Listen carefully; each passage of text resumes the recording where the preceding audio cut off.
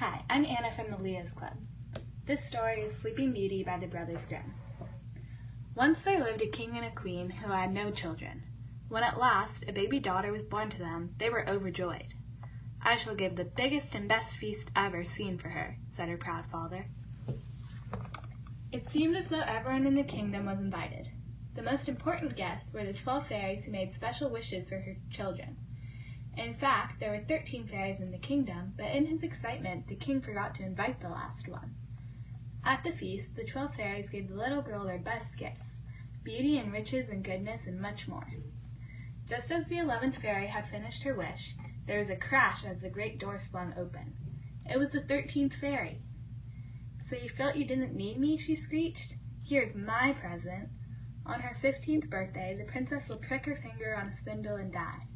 As she swept from the glittering room, as a terrible silence fell. As the guests looked at each other in horror, the 12th fairy spoke. "I cannot take away the curse completely," she said, "but I can make it better. The princess will prick her finger, but she will not die. Instead, she will fall asleep for 100 years. The years passed, as years do, and the princess grew up to be clever and kind and beautiful, just as the fairies had promised. On the morning of her 15th birthday, she woke up early and walked out into the castle courtyard. It was a beautiful day. As she walked, the princess suddenly saw the sunlight glinting on a little door that she had never noticed before. She opened it and climbed eagerly up the winding stairs inside. At the top of the stairs was an open door, through which a very old woman could be seen as she sat, spinning. Now the princess had never seen anyone spinning before, for the king had banished all spindles from the kingdom when he heard the 13th fairy's curse. "What are you doing, good woman?" asked the princess politely. "I am spinning this fine thread," answered the woman. "Would you like to try?" As she held the spindle out to the curious girl. "Oh!" cried the princess, and she took the spindle, she pricked her finger, and immediately fell asleep. At the same moment, everyone in the castle fell asleep. The king and the queen slept in the throne room, the servants slept in the hall.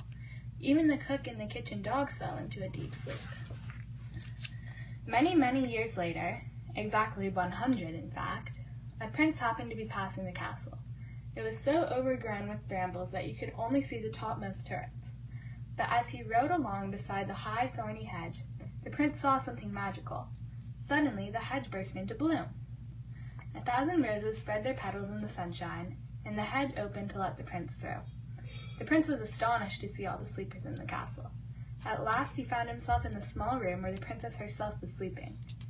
He was so dazzled by the beauty that he bent over and kissed her. At that moment, the 100 years came to an end. The princess opened her eyes, and the first thing she saw was a handsome young man smiling down at her. Gently, he led her from the room to the courtyard below, where the whole castle was coming to life. It was not long before the prince and princess were married, and the king once more gave a great feast. But this time, he was very careful indeed with his invitations. The end.